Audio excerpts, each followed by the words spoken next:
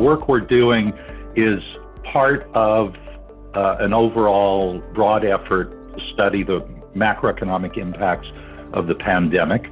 The presentation today is our first product of our short-term analysis using secondary data, where we're focusing only on the mandatory closures and holding other things constant. In order to figure out the proportion of U.S. economy that is affected by the mandatory closures, we referred to the New York Times interactive map, which shows the states in the U.S. that implemented statewide or a partial stay-at-home orders. What we did next is to identify the economic sectors that are subject to the mandatory closures. We also considered the telework potentials in terms of the output that can be produced by telecommuting for the non-essential sectors that are covered by the mandatory closures. Altogether, these states accounts for about 97% of the total U.S. economy. In terms of the duration of the mandatory closures, we simulated two scenarios, cases. One is 3 months closures and the other 6 months closures. So in the 3 months scenario, we assumed a 3-week equivalent shutdown in China's economy. And this is in line with the actual shutdowns experienced in the country. This table presents the telework potentials for different sectors. The first column shows the feasibility of workers from different sectors to work from home, and the second column shows the actual percentage of workers actually did that.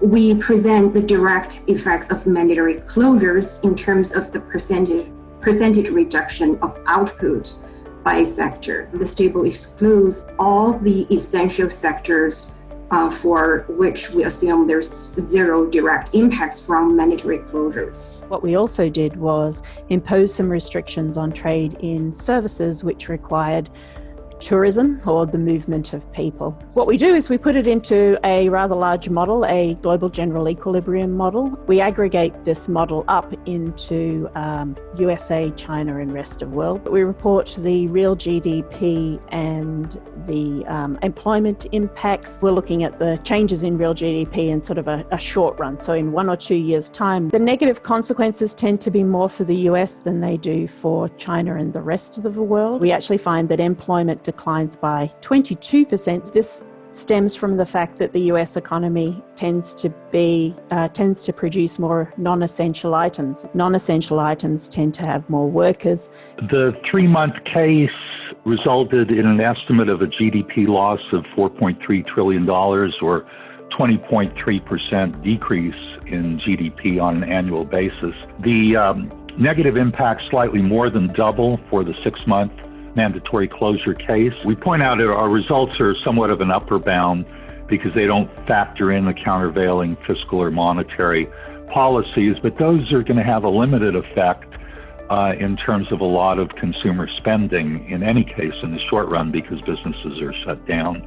We also haven't factored in vaccination. While we've factored in telework, there are other kinds of resilience that we haven't included. What's most important is our future work, where we're going to focus on a phased reopening of the economy, avoidance behavior and pent-up demand once businesses open and the stay-at-home orders are relieved, healthcare costs, and any significant effects on the labor force through many more deaths and hospitalizations due to the pandemic.